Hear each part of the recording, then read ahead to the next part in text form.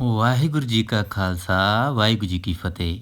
ਹਾਂਜੀ ਸੰਗਤ ਜੀ, ਅੱਜ ਅਸੀਂ ਜਾਣਾਂਗੇ ਗੁਰਦੁਆਰਾ ਸੰਤੋਖਸਰ ਸਾਹਿਬ ਸਰੋਵਰ ਦੀ ਖੁਦਾਈ ਦੌਰਾਨ ਨਿਕਲੇ ਮਟਕੇ ਵਿੱਚ ਬੰਦ ਸਤਿਯੁਗ ਤੋਂ ਭਗਤੀ ਵਿੱਚ ਲੀਨ ਇੱਕ ਰਿਸ਼ੀ ਦੀ ਜ਼ਿੰਦਗੀ ਅਤੇ ਗੁਰੂ ਅਰਜਨ ਦੇਵ ਜੀ ਨੇ ਉਹਨਾਂ ਨੂੰ ਕਿਵੇਂ ਬਚਾਇਆ। ਇਸ ਬਾਰੇ ਅੱਜ ਅਸੀਂ ਵਿਸਥਾਰ ਨਾਲ ਜਾਣਾਂਗੇ। ਸੰਗਤ ਜੀ, ਸ੍ਰੀ ਗੁਰੂ ਅਰਜਨ ਦੇਵ ਜੀ ਵੱਡੇ ਪਰ ਉਪਕਾਰੀ ਹੋਏ ਹਨ। ਬੜੇ ਸ੍ਰਿਸ਼ਟ ਉਪਦੇਸ਼ ਦੇ ਕੇ ਉਹਨਾਂ ਨੇ ਅਨੇਕਾਂ ਹੀ ਮਨੁੱਖਾਂ ਦਾ ਉਧਾਰ ਕੀਤਾ। ਆਪਣੇ ਪਿਤਾ ਜੀ ਦੇ ਬਚਨਾਂ ਨੂੰ ਯਾਦ ਕਰਕੇ ਤੀਰਥ ਦੇ ਨਿਰਮਾਣ ਦੀ ਇੱਛਾ ਧਾਰਨ ਕਰਦੇ ਸਨ। ਗੁਰੂ ਰਾਮਦਾਸ ਜੀ ਦੇ ਸਰੋਵਰ ਨੂੰ ਪਟਵਾਏ ਨੂੰ ਬਹੁਤ ਸਮਾਂ ਹੋ ਗਿਆ ਸੀ। ਫਿਰ ਉਸ ਵਿੱਚ ਬਹੁਤ ਜਲ ਇਕੱਠਾ ਹੋ ਗਿਆ। ਉਹ ਮਿੱਟੀ ਨਾਲ ਪੂਰਿਆ ਗਿਆ ਸੀ ਅਤੇ ਪਟਵਾਈ ਦੇ ਸਾਰੇ ਨਿਸ਼ਾਨ ਮਿਟ ਚੁੱਕੇ ਸਨ। ਬਹੁਤ ਛੋਟਾ ਜਿਹਾ ਇੱਕ ਟੋਇਆ ਬਸ ਰਹਿ ਗਿਆ ਸੀ, ਜਿਹੜਾ ਹੌਲੀ ਹੌਲੀ ਜਲ ਨਾਲ ਭਰ ਗਿਆ ਸੀ। ਚਾਰੇ ਪਾਸਿਆਂ ਤੋਂ ਢਲ ਕੇ ਮਿੱਟੀ ਵਿੱਚ ਪੈ ਗਈ ਸੀ, ਜਿਸ ਕਰਕੇ ਸਰੋਵਰ ਦੀ ਪਹਿਚਾਣ ਹੀ ਜਾਂਦੀ ਰਹੀ ਸੀ।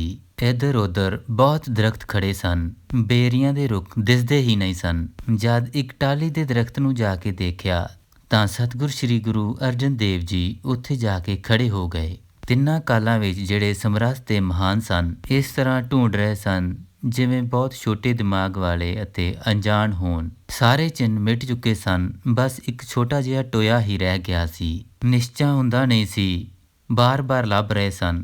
ਕਰੀਰ ਦੀਆਂ ਝਾੜੀਆਂ ਅਤੇ ਵੈਲਾਂ ਬਹੁਤ ਖਿਲਰੀਆਂ ਹੋਈਆਂ ਸਨ। ਫਿਰ ਉਹ ਟਾਹਲੀ ਦੇ ਦਰਖਤ ਤੋਂ ਉਸ ਸਥਾਨ ਨੂੰ ਜਾਣਿਆ। ਉੱਥੇ ਜਾ ਕੇ ਫਿਰ ਪਟਵਾਈ ਲਈ ਉਦਮ ਕੀਤਾ। ਉਸ ਤੀਰਥ ਬਾਰੇ ਨਿਸ਼ਚੈ ਕਰਕੇ ਸਤਿਗੁਰ ਨੇ ਫਿਰ ਸਾਰਿਆਂ ਨੂੰ ਕਿਹਾ, ਸਤਿਗੁਰ ਦੀ ਆਗਿਆ ਤੇ ਸਾਡੇ ਪਿਤਾ ਜੀ ਨੇ ਇੱਥੇ ਆ ਕੇ ਸਰੋਵਰ ਦੀ ਕਾਰ ਸੇਵਾ ਕਰਵਾਈ ਸੀ। ਇਹ ਤਾਂ ਪ੍ਰਗਟ ਚਿੰਨ੍ਹ ਵਿਖਾਈ ਦਿੰਦਾ ਹੈ, ਜਿੱਥੇ ਟੋਆ ਅਤੇ ਟਾਹਲੀ ਦਾ ਦਰਖਤ ਮੌਜੂਦ ਹਨ। ਇਸ ਤਰ੍ਹਾਂ ਸੁਣ ਕੇ ਸਭ ਨੇ ਨਿਰਣਾ ਕੀਤਾ, ਤੁਹਾਡੇ ਬਚਨ ਸੱਚੇ ਹਨ। ਪੁੱਟਿਆ ਹੋਇਆ ਟੋਆ ਦਿਖਾਈ ਦਿੰਦਾ ਹੈ। ਗੁਰੂ ਜੀ, ਤੁਹਾਡੇ ਨਾਲੋਂ ਜ਼ਿਆਦਾ ਹੋਰ ਕੌਣ ਜਾਣ ਸਕਦਾ ਹੈ। ਇਸ ਤਰ੍ਹਾਂ ਨਿਸ਼ਚੈ ਕਰਕੇ ਪੁਟਾਈ ਸ਼ੁਰੂ ਕਰ ਦਿੱਤੀ ਗਈ। ਬਹੁਤ ਸਾਰੇ ਮਜ਼ਦੂਰਾਂ ਦੇ ਸਮੂਹ ਕਾਰ ਸੇਵਾ ਕਰਨ ਲੱਗ ਪਏ। ਬਹੁਤ ਸਾਰੀ ਸੰਗਤ ਮਿੱਟੀ ਪੱਟ ਕੇ ਸਿਰ ਉੱਪਰ ਚੱਕਦੀ ਅਤੇ ਵਾਹਿਗੁਰੂ ਵਾਹਿਗੁਰੂ ਦਾ ਨਾਮ ਜਪਦੀ ਕਾਰ ਸੇਵਾ ਆਰੰਭ ਕਰਨ ਲੱਗ ਗਈ। ਸੇਵਾ ਲਈ ਅਣਗਿਣਤ ਮਨੁੱਖ ਆਉਣ ਲੱਗੇ। ਕਦੀ ਵੱਡੇ ਭਾਗਾਂ ਵਾਲੇ ਮਜ਼ਦੂਰ ਅਤੇ ਸਿੱਖ ਲੱਗੇ ਹੋਏ ਸਨ। ਇਸ ਤਰ੍ਹਾਂ ਸ੍ਰੀ ਗੁਰੂ ਅਰਜਨ ਦੇਵ ਜੀ ਪ੍ਰਤੀ ਦਿਨ ਸਾਧ ਸੰਗਤ ਨੂੰ ਨਾਲ ਲੈ ਕੇ ਸੇਵਾ ਕਰਨ ਲਈ ਜਾਂਦੇ। ਗੁਰੂ ਜੀ ਕੰਢੇ 'ਤੇ ਜਾ ਕੇ ਬੈਠ ਜਾਂਦੇ ਸਨ। ਬਹੁਤ ਸਾਰੀ ਸੰਗਤ ਸੇਵਾ ਕਰ ਰਹੀ ਸੀ। ਪਤਾ ਲੱਗਣ 'ਤੇ ਬਹੁਤ ਦੂਰੋਂ ਦੂਰੋਂ ਸੰਗਤ ਸੇਵਾ ਕਰਨ ਲਈ ਆਈ ਅਤੇ ਉਹਨਾਂ ਨੇ ਆਪਣੇ ਦੁੱਖ ਦੂਰ ਕੀਤੇ ਵਾਹਿਗੁਰੂ ਦਾ ਨਾਮ ਜਪ ਕੇ। ਗੁਰੂ ਜੀ ਦੇ ਘਰ ਅਟੁੱਟ ਲੰਗਰ ਤਿਆਰ ਹੁੰਦਾ ਸੀ, ਜੋ ਸੰਗਤ ਛਕਦੀ ਸੀ ਅਤੇ ਸਾਰੀ ਸੰਗਤ ਰਾਤ ਨੂੰ ਉੱਥੇ ਹੀ ਰਹਿੰਦੀ ਸੀ। ਸਵੇਰ ਹੁੰਦਿਆਂ ਹੀ ਸਾਰੀ ਸੰਗਤ ਫਿਰ ਸੇਵਾ ਵਿੱਚ ਜੁਟ ਜਾਂਦੀ। ਇਸ ਤਰ੍ਹਾਂ ਕਈ ਦਿਨ ਲੰਘ ਗਏ। ਮਿੱਟੀ ਪੁੱਟ ਕੇ ਬਾਹਰ ਸੁੱਟਦੇ ਸਰੋਵਰ ਬਹੁਤ ਡੂੰਘਾ ਪੁੱਟ ਲਿਆ। ਗੁਰੂ ਜੀ ਕਹਿ ਕੇ ਵਿਸ਼ਾਲ ਸੇਵਾ ਕਰਵਾ ਰਹੇ ਸਨ। ਬਹੁਤ ਸਿੱਖਾਂ ਦੀ ਭੀੜ ਹੋ ਗਈ। ਗੁਰੂ ਜੀ ਦੀ ਮਹਿਮਾ ਸੁਣ ਕੇ ਪਾਸ ਆਉਂਦੇ ਸਨ। ਕਈ ਸਿੱਖ ਅਨਾਜ ਦੀਆਂ ਬੋਰੀਆਂ ਲਿਆਉਂਦੇ ਸਨ ਅਤੇ ਸ਼ਰਧਾ ਧਾਰ ਕੇ ਲੰਗਰ ਵਿੱਚ ਪਾਉਂਦੇ ਸਨ। ਕਈ ਧਨ ਨਾਲ ਸੇਵਾ ਕਰਦੇ ਸਨ ਅਤੇ ਸਰੋਵਰ ਦੇ ਪੁੱਟਣ ਲਈ ਮਜ਼ਦੂਰ ਲਿਆਉਂਦੇ ਸਨ ਅਤੇ ਉਹਨਾਂ ਨੂੰ ਦਿਹਾੜੀ ਦਿੰਦੇ ਸਨ। ਕਈ ਗੁਰਸਿੱਖ ਆਪ ਆ ਕੇ ਉੱਥੇ ਰਹਿੰਦੇ ਸਨ ਤੇ ਉਸੇ ਤਰ੍ਹਾਂ ਹੀ ਸੇਵਾ ਕਰਦੇ ਸਨ, ਜਿਸ ਤਰ੍ਹਾਂ ਗੁਰੂ ਅਰਜਨ ਦੇਵ ਜੀ ਕਹਿੰਦੇ ਸਨ। ਕਈ ਗੁਰਸਿੱਖ ਆਪਣੇ ਘਰੋਂ ਅੰਨ ਪ੍ਰਸ਼ਾਦਾ ਲੈ ਕੇ ਆਉਂਦੇ ਸਨ ਅਤੇ ਗੁਰੂ ਜੀ ਦੀ ਸੇਵਾ ਕਰਦੇ ਸਨ। ਇਹ ਕਾਰਜ ਕਈ ਸਾਲਾਂ ਵਿੱਚ ਹੋਣ ਵਾਲਾ ਸੀ। ਇੱਟਾਂ ਪੱਕਣ ਤੇ ਹੀ ਕੰਮ ਮੁਕੰਮਲ ਹੋਣਾ ਸੀ। ਜਦ ਇੱਟਾਂ ਦੇ ਕਈ ਆਵੇ ਲਗਾਏ ਜਾਣ ਤਾਂ ਹੀ ਇਹ ਕੰਮ ਨੇਪਰੇ ਚੜ੍ਹ ਸਕਦਾ ਸੀ। ਜਦ ਬਹੁਤ ਘੁਮਿਆਰ ਇੱਥੇ ਆ ਕੇ ਵਸ ਗਏ, ਉਹਨਾਂ ਨੇ ਇੱਟਾਂ ਪਕਾਉਣ ਲਈ ਕਈ ਆਵੇ ਲਗਾਏ। ਸਭ ਸੰਗਤ ਚਿੱਤ ਵਿੱਚ ਇਹ ਸੋਚਦੀ ਸੀ ਕਿ ਕਿਸੇ ਨਾ ਕਿਸੇ ਢੰਗ ਨਾਲ ਸਰੋਵਰ ਛੇਤੀ ਤਿਆਰ ਹੋ ਜਾਵੇ। ਗੁਰੂ ਅਰਜਨ ਦੇਵ ਜੀ ਸੰਗਤ ਸਾਹਮਣੇ ਫਰਮਾਉਂਦੇ ਹਨ ਕਿ ਸ੍ਰੀ ਗੁਰੂ ਅਮਰਦਾਸ ਜੀ ਨੇ ਸਾਡੇ ਪਿਤਾ ਸ੍ਰੀ ਗੁਰੂ ਰਾਮਦਾਸ ਜੀ ਨੂੰ ਇਹ ਆਗਿਆ ਕੀਤੀ ਸੀ ਕਿ ਵਿਸ਼ਾਲ ਸਰੋਵਰ ਬਣਵਾਓ ਅਤੇ ਚਾਰੇ ਪਾਸੇ ਨੁੱਕਰਾਂ ਤੇ ਪੱਕਿਆਂ ਕਰਵਾਓ। ਉਸੇ ਤਰ੍ਹਾਂ ਹੀ ਮੇਰੇ ਪਿਤਾ ਜੀ ਨੇ ਮੈਨੂੰ ਇਹ ਕਿਹਾ ਹੈ। ਗੁਰੂ ਅਰਜਨ ਦੇਵ ਜੀ ਫਰਮਾਉਂਦੇ ਹਨ ਕਿ ਸਰੋਵਰ ਬਣਵਾਉਣ ਲਈ ਮੇਰਾ ਚਿੱਤ ਚਾਹੁੰਦਾ ਹੈ, ਜੇ ਇਹ ਨੇਪਰੇ ਚੜ੍ਹ ਜਾਵੇ ਤਾਂ ਦੋਹਾਂ ਗੁਰੂਆਂ ਦੀ ਚਾਹਤ ਪੂਰੀ ਹੋ ਜਾਵੇ। ਪਹਿਲੇ ਗੁਰੂ ਸ੍ਰੀ ਗੁਰੂ ਨਾਨਕ ਦੇਵ ਜੀ ਨੂੰ ਯਾਦ ਕਰ ਕਰਕੇ ਸਰੋਵਰ ਦੇ ਸਾਰੇ ਕੰਮ ਕਰਵਾਉਂਦੇ ਸਨ। ਗੁਰੂ ਜੀ ਕੰਢੇ 'ਤੇ ਬੈਠੇ ਪਟਵਾਈ ਕਰਵਾਈ ਜਾਂਦੇ ਸਨ ਅਤੇ ਸਿੱਖਾਂ ਨੂੰ ਉਪਦੇਸ਼ ਦ੍ਰਿੜ ਕਰਵਾਉਂਦੇ ਸਨ। ਗੁਰੂ ਜੀ ਤੁਹਾਡੀਆਂ ਸਾਰੀਆਂ ਕਾਮਨਾਵਾਂ ਪੂਰੀਆਂ ਕਰਨਗੇ, ਪਰਲੋਕ ਵਿੱਚ ਤੁਹਾਡੀ ਗਤੀ ਹੋਵੇਗੀ। ਇਸੇ ਤਰ੍ਹਾਂ ਖੁਦਾਈ ਕਰਦਿਆਂ ਕਈ ਮਹੀਨੇ ਬੀਤ ਗਏ। ਸਾਰੀ ਸੰਗਤ ਬਹੁਤ ਸ਼ੌਂਕ ਨਾਲ ਪਟਾਈ ਕਰ ਰਹੀ ਸੀ। ਪਟਦਿਆਂ ਸਰੋਵਰ ਬਹੁਤ ਡੂੰਘਾ ਹੋ ਗਿਆ। ਮਿੱਟੀ ਨਰਮ ਹੋ ਗਈ।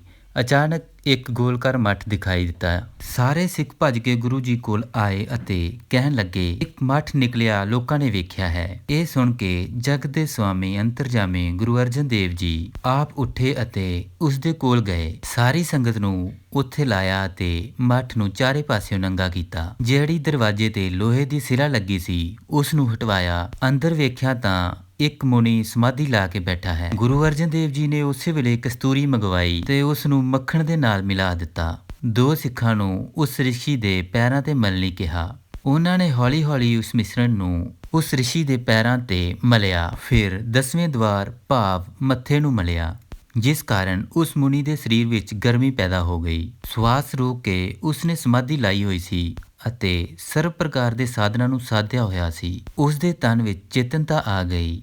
ਬੈਠੇ ਬੈਠੇ ਨੇ ਅਨੇਕਾਂ ਸਾਲ ਬਤੀਤ ਕੀਤੇ ਸਨ। ਜਿਹੜੇ ਸਵਾਸ 10ਵੇਂ ਦਵਾਰ ਵਿੱਚ ਰੋਕੇ ਹੋਏ ਸਨ ਉਹਨਾਂ ਨੂੰ ਹੌਲੀ ਹੌਲੀ ਬਾਹਰ ਕੱਢਿਆ। ਰੂਹ ਆਦਿ ਨਾਲ ਅਨੇਕਾਂ ਉਪਾਅ ਕਰਕੇ ਉਸ ਮੁਨੀ ਦੇ ਸਰੀਰ ਨੂੰ ਬੜੀ ਪ੍ਰਕਾਰ ਬਚਾ ਲਿਆ ਗਿਆ। ਸਾਰੇ ਮੁਨਾਸਿਬ ਢੰਗ ਇਸਤੇਮਾਲ ਕਰਕੇ ਹੌਲੀ ਹੌਲੀ ਸਰੀਰ ਦੀ ਸੋਝੀ ਧਾਰਨ ਕਰਕੇ ਫਿਰ ਜਦ ਉਸਨੇ ਦੋਵੇਂ ਅੱਖਾਂ ਖੋਲੀਆਂ ਤਾਂ ਆਪਣੇ ਸਾਹਮਣੇ ਸ੍ਰੀ ਗੁਰੂ ਅਰਜਨ ਦੇਵ ਜੀ ਨੂੰ ਦੇਖਿਆ। ਹੌਲੀ ਹੌਲੀ ਮੁਖ ਵਿੱਚ ਜੀਭ ਨੂੰ ਹਿਲਾਇਆ ਤੇ ਸ਼ੁੱਧ ਮਨ ਵਾਲਾ ਕੋਮਲ ਬਚਨ ਬੋਲਿਆ, ਇਹਨਾਂ ਦਾ ਕੀ ਨਾਂ ਹੈ? ਇਹ ਮੈਨੂੰ ਸੁਣਾਓ, ਦੱਸੋ।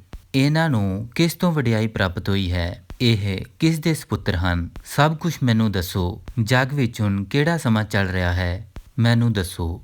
ਜਦ ਮੈਨੂੰ ਇਹ ਸਭ ਕੁਝ ਪਤਾ ਚੱਲ ਜਾਵੇਗਾ ਤਾਂ ਫਿਰ ਮੈਂ ਹੋਰ ਪ੍ਰਗਟ ਰੂਪ ਵਿੱਚ ਪੁੱਛਾਂਗਾ। ਫਿਰ ਬਾਬਾ ਬੁੱਢਾ ਸਾਹਿਬ ਜੀ ਨੇ ਹੱਥ ਜੋੜ ਕੇ ਕਿਹਾ, ਸੋਢੀ ਬੰਸ ਜੱਗ ਵਿੱਚ ਸਮੁੰਦਰ ਵਾਂਗ ਸੁੱਧ ਹੈ। ਸ੍ਰੀ ਗੁਰੂ ਰਾਮਦਾਸ ਜੀ ਦੇ ਘਰ ਵਿਖੇ ਇਸ ਸ੍ਰਿਸ਼ਟ ਜਸ ਵਾਲੇ ਚੰਦਰਮਾ ਦਾ ਪ੍ਰਕਾਸ਼ ਹੋਇਆ ਹੈ। ਉਹਨਾਂ ਦੇ ਇਹ ਪੁੱਤਰ ਬੁੱਧਵਾਨ ਗਿਆਨਵਾਨ ਹਨ। ਧਰਮ ਆਤਮਾ ਦੇ ਗੁਣਾਂ ਵਾਲੀ ਇਹ ਖਾਨ ਹਨ। ਸਾਰਾ ਜੱਗ ਪਾਪ ਦੇ ਸਮੁੰਦਰ ਵਿੱਚ ਡੁੱਬਣਹਾਰਾ ਹੈ। ਇਹਨਾਂ ਨੇ ਦੀਪਕ ਵਾਂਗ ਮਨੁੱਖਾ ਸਰੀਰ ਧਾਰਨ ਕੀਤਾ ਹੈ ਅਤੇ ਜੱਗ ਤੇ ਚਾਨਣ ਕੀਤਾ ਹੈ। ਸ੍ਰੀ ਗੁਰੂ ਨਾਨਕ ਦੇਵ ਜੀ ਇੱਕ ਅਨੁਭਵ ਨਾਮ ਹੈ, ਜਿਹੜੇ ਸਾਰੀਆਂ ਜੋਤਾਂ ਦੇ ਜੋਤ ਸਰੂਪ ਹਨ। ਸਿੱਖਾਂ ਨੂੰ ਸਤਨਾਮ ਦਾ ਉਪਦੇਸ਼ ਦੇ ਕੇ ਮੁਕਤੀ ਦੇ ਕੇ ਕਲੇਸ਼ਾਂ ਤੋਂ ਰਹਿਤ ਕੀਤਾ ਹੈ। ਸਾਰੇ ਜੱਗ ਵਿੱਚ ਜਸ ਫੈਲਿਆ ਹੈ। ਡੋਲ ਰਹੀ ਪ੍ਰਿਥਵੀ ਦਾ ਪਾਪਾਂ ਦਾ ਭਾਰ ਦੂਰ ਕੀਤਾ ਹੈ। ਉਹਨਾਂ ਤੋਂ ਗੁਰਤਾ ਦੀ ਵਡਿਆਈ ਸ੍ਰੀ ਗੁਰੂ ਅੰਗਦ ਦੇਵ ਜੀ ਨੇ ਲਈ, ਫਿਰ ਉਹਨਾਂ ਤੋਂ ਸ੍ਰੀ ਗੁਰੂ ਅਮਰਦਾਸ ਜੀ ਨੇ ਲਈ, ਫਿਰ ਉਹਨਾਂ ਤੋਂ ਗੁਰੂ ਰਾਮਦਾਸ ਜੀ ਨੇ ਲਈ, ਫਿਰ ਹੁਣ ਇਹ 5ਵੇਂ ਗੁਰੂ ਸ੍ਰੀ ਗੁਰੂ ਅਰਜਨ ਦੇਵ ਜੀ ਨੇ ਗੁਰਤਾ ਗੱਦੀ ਦੀ ਵਡਿਆਈ ਆਪਣੇ ਪਿਤਾ ਸ੍ਰੀ ਗੁਰੂ ਰਾਮਦਾਸ ਜੀ ਕੋਲੋਂ ਲਈ ਹੈ ਅਤੇ ਜਗ ਦਾ ਉਧਾਰ ਕਰ ਰਹੇ ਹਨ। ਗੁਰੂ ਨਾਨਕ ਦੇਵ ਜੀ ਦੀ ਜੋਤ ਦਾ ਇਹ 5ਵਾਂ ਸਰੀਰ ਹੈ, ਗੁਰੂ ਅਰਜਨ ਦੇਵ ਜੀ। ਹੁਣ ਕਲਯੁਗ ਦਾ ਭਿਆਨਕ ਸਮਾਂ ਆ ਗਿਆ ਹੈ। 5000 ਸਾਲ ਸਮਾਂ। ਇਸ ਸਮੇਂ ਤੋਂ ਅੱਗੇ ਸਮਝੋ ਕਲਯੁਗ ਦਾ ਜ਼ੋਰ ਹੈ। ਉਸ ਨੂੰ ਭਲੀ ਭਾੜ ਮਿਟਾਉਣ ਵਾਸਤੇ ਇੱਕ ਤੀਰਥ ਬਣਾਉਣ ਲਈ ਇਸ ਸਥਾਨ ਦੀ ਖੁਦਾਈ ਕੀਤੀ ਹੈ, ਜਿਸ ਕਰਕੇ ਤੁਹਾਡੇ ਦਰਸ਼ਨ ਪਾਏ ਹਨ। ਹੁਣ ਆਪਣਾ ਪ੍ਰਸੰਗ ਸੁਣਾਓ। ਸਾਰੀ ਸੰਗਤ ਹੈਰਾਨ ਹੋ ਕੇ ਸੁਣਨਾ ਚਾਹੁੰਦੀ ਹੈ। ਇਹ ਸੁਣ ਕੇ ਉਹ ਜੋਗੀ ਬਹੁਤ ਪ੍ਰਸੰਨ ਹੋਇਆ। ਸੁਖਦਾਤੇ ਗੁਰੂ ਜੀ ਬਾਰੇ ਸੁਣ ਕੇ ਅਤੇ ਯਾਦ ਕਰਕੇ ਕਹਿਣ ਲੱਗਾ ਕਿ ਮੈਂ ਯੋਗ ਦੀ ਕਮਾਈ ਕੀਤੀ ਹੈ, ਜਿਸ ਕਰਕੇ ਸਫਲ ਦਰਸ਼ਨ ਪਾਏ ਹਨ। ਭੂਤਕਾਲ ਅਤੇ ਭਵਿੱਖ ਕਾਲ ਦੇ ਵੱਡੇ ਗਿਆਤਾ ਮੇਰੇ ਗੁਰੂ ਜੀ ਗਿਆਨ ਦੇ ਵੱਡੇ ਦਾਤਾ ਸਨ। ਮੈਂ ਉਹਨਾਂ ਦੀ ਸ਼ਰਣੀ ਪੈ ਗਿਆ ਅਤੇ ਕਈ ਪ੍ਰਕਾਰ ਉਹਨਾਂ ਦੀ ਸੇਵਾ ਕੀਤੀ। ਮੈਨੂੰ ਮੁਕਤੀ ਬਖਸ਼ਣ ਬਾਰੇ ਕਿਹਾ ਤਾਂ ਉਹਨਾਂ ਕਿਹਾ, ਬੜੀ ਦੇਰ ਬਾਅਦ ਤੈਨੂੰ ਇਹ ਅਭਿਲਾਸ਼ਾ ਪ੍ਰਗਟ ਹੋਵੇਗੀ। ਹੁਣ ਤੋਂ ਤੈਨੂੰ ਮੇਰਾ ਇਹ ਵਾਰ ਹੋਇਆ ਹੈ ਕਿ ਅਗਿਆਨਤਾ ਨੂੰ ਦੂਰ ਕਰਕੇ ਮੁਕਤੀ ਪ੍ਰਾਪਤ ਕਰੇਗਾ। ਤੇਰਾ ਸਰੀਰ ਅਮਰ ਹੋ ਜਾਵੇਗਾ। ਇਸ ਲਈ ਧੀਰਜ ਨਾਲ ਸਮਾਧੀ ਲਾ ਕੇ ਬੈਠ ਜਾਓ। ਇੱਕ ਮੱਠ ਬਣਾ ਕੇ ਇਸ ਥਾਂ ਹੀ ਬੈਠੇ ਰਹੋ। ਇੱਥੇ ਬੈਠਿਆਂ ਹੀ ਗਿਆਨ ਪ੍ਰਾਪਤ ਕਰਨ ਦਾ ਸਮਾਂ ਆ ਜਾਵੇਗਾ। ਸ਼੍ਰੀ ਗੁਰੂ ਅਰਜਨ ਦੇਵ ਜੀ ਅਵਤਾਰ ਹੋਣਗੇ। ਉਹ ਇੱਥੇ ਇੱਕ ਸ੍ਰਿਸ਼ਟਾ ਵਾਲਾ ਤੀਰਥ ਪ੍ਰਗਟ ਕਰਨਗੇ। ਜਦ ਇਸ ਸਥਾਨ ਦੀ ਆ ਕੇ ਖੁਦਵਾਈ ਕਰਾਉਣਗੇ, ਤੈਨੂੰ ਬਾਹਰ ਕੱਢ ਕੇ ਆਪਣੇ ਦਰਸ਼ਨ ਦੇਣਗੇ। ਉਹਨਾਂ ਪਾਸ ਆਪਣਾ ਪ੍ਰਸ਼ਨ ਕਰਨਾ ਅਤੇ ਉਹਨਾਂ ਦੇ ਗਿਆਨ ਵਾਲੇ ਬਚਨ ਸੁਣਨਾ, ਤਾਂ ਤੇਰਾ ਕਲਿਆਣ ਹੋ ਜਾਵੇਗਾ। ਇਸ ਤਰ੍ਹਾਂ ਉਹ ਰਿਸ਼ੀ ਕਹਿੰਦਾ ਹੈ ਕਿ ਮੇਰੇ ਗੁਰੂ ਜੀ ਨੇ ਕਿਹਾ ਸੀ। ਤਦ ਮੈਂ ਇਹ ਮੱਠ ਬਣਵਾਇਆ ਅਤੇ ਸਮਾਧੀ ਲਾ ਕੇ ਅਡੋਲ ਬੈਠਾ ਰਿਹਾ। ਆਪਣੇ ਉੱਪਰ ਪਈ ਮਿੱਟੀ ਨੂੰ ਮੈਂ ਨਹੀਂ ਜਾਣਿਆ ਹੈ। ਆਪਣੇ ਗੁਰੂ ਜੀ ਦੇ ਵਰ ਕਰਕੇ ਜਿਉਂਦਾ ਰਿਹਾ। ਮੁਕਤੀ ਪ੍ਰਾਪਤ ਕਰਨ ਦਾ ਸਮਾਂ ਹੁਣ ਆ ਗਿਆ ਹੈ। ਇਸ ਤਰ੍ਹਾਂ ਕਹਿ ਕੇ ਉਸ ਜੋਗੀ ਨੂੰ ਪੂਰੀ ਸੋਝੀ ਹੋ ਗਈ ਤੇ ਉਹ ਸ੍ਰੀ ਗੁਰੂ ਅਰਜਨ ਦੇਵ ਜੀ ਦੇ ਚਰਨੀ ਪੈ ਗਿਆ ਤੇ ਬੜਾ ਸ਼ਾਂਤ ਹੋ ਕੇ ਬੇਨਤੀ ਕੀਤੀ, ਤੁਹਾਡੇ ਬਚਨਾਂ ਨਾਲ ਮੇਰਾ ਕਲਿਆਣ ਹੋਵੇਗਾ। ਹੇ ਕਿਰਪਾ ਦੇ ਖਜ਼ਾਨੇ, ਮੈਨੂੰ ਆਪਣਾ ਉਪਦੇਸ਼ ਸੁਣਾਓ। ਜੇਕਰ ਇਹ ਜਗਤ ਝੂਠਾ ਹੈ, ਫਿਰ ਇਹ ਸਭ ਕੋਲੋਂ ਸੱਚ ਕਿਉਂ ਭਾਲਦਾ ਹੈ? ਜੇ ਇਸ ਜੱਗ ਨੂੰ ਸੱਚੇ ਕਹਿੰਦੇ ਹਾਂ ਤਾਂ ਗਿਆਨਵਾਨ ਨੂੰ ਕਿਉਂ ਝੂਠਾ ਲੱਗਦਾ ਹੈ? ਜੇ ਆਤਮਾ ਦਾ ਸਰੂਪ ਇੱਕ ਹੈ ਤਾਂ ਇਸ ਵਿੱਚ ਬਹੁਤਾਪਨ ਕਿਵੇਂ ਹੈ? ਇਹ ਸਾਰੇ ਜੀਵ ਸੰਗਮ ਚੱਲਦੇ ਹਨ ਤਾਂ ਕਿਵੇਂ ਅਚਲ ਇੱਕ ਸਮਾਨ ਰਹਿੰਦਾ ਹੈ? ਇਹ ਨਿਸ਼ਚੈ ਕਰਕੇ ਸਮਝਾਓ। ਇਹ ਆਪੇ ਜਗਤ ਰੂਪ ਬਣ ਕੇ ਕਿਸ ਤਰ੍ਹਾਂ ਸਭ ਜੀਵਾਂ ਤੋਂ ਨਿਰਲੇਪ ਰਹਿੰਦਾ ਹੈ? ਜਿਸ ਦਾ ਨਾਮ ਬ੍ਰਹਮ ਆਤਮਾ ਹੈ, ਉਸ ਨੂੰ ਆਪਣੇ ਸਰੂਪ ਵਿੱਚ ਕਿਵੇਂ ਵੇਖੀਏ? ਦੁਨੀਆਂ ਦੇ ਅਨੇਕਾਂ ਯੁੱਗ ਬਤੀਤ ਕੀਤੇ ਹਨ, ਕਹਿ ਕੇ ਥੱਕ ਗਏ ਹਨ, ਪਰ ਪਾਰਾਵਾਰ ਨਹੀਂ ਪਾ ਸਕੇ। ਜਿਸ ਦਾ ਬ੍ਰਹਮ ਮਿੱਤਰ ਹੋਵੇ, ਉਸ ਦੇ ਚਿੱਤ ਵਿੱਚ ਸ਼ਾਂਤੀ ਪ੍ਰਗਟ ਹੋ ਜਾਂਦੀ ਹੈ। ਜਿਸ ਦੇ ਪਾਸ ਕੋਈ ਹੋਰ ਪਦਵੀ ਨਹੀਂ ਹੈ, ਉਹ ਸਤ ਆਨੰਦ ਅਤੇ ਅਨਾਦ ਹੋ ਜਾਂਦਾ ਹੈ। ਕਿਵੇਂ ਮੈਂ ਬ੍ਰਹਮ ਸਰੂਪ ਨੂੰ ਆਪਣੇ ਹਿਰਦੇ ਵਿੱਚ ਪ੍ਰਗਟ ਕਰਾਂ, ਫਿਰ ਆਪਣੇ ਗੁਰੂ ਜੀ ਦੇ ਵਾਰ ਨੂੰ ਸਫਲ ਬਣਾਵਾਂ? ਜਿਸ ਸਰੀਰ ਦੀ ਬਹੁਤ ਵੱਡੀ ਉਮਰ ਹੈ ਅਤੇ ਜਿਸ ਦੇ ਯਤਨਾਂ ਨਾਲ ਆਪਣੇ ਮਨ ਦੀ ਗਤੀ ਰੋਕੀ ਹੈ, ਉਹ ਮੁਨੀ ਸ੍ਰੀ ਗੁਰੂ ਅਰਜਨ ਦੇਵ ਜੀ ਪਾਸੋਂ ਬਹਾਨਾ ਪਾ ਕੇ ਚਿੱਤ ਵਿੱਚ ਚੰਗੀ ਮੁਕਤੀ ਪਾਉਣਾ ਚਾਹੁੰਦਾ ਸੀ।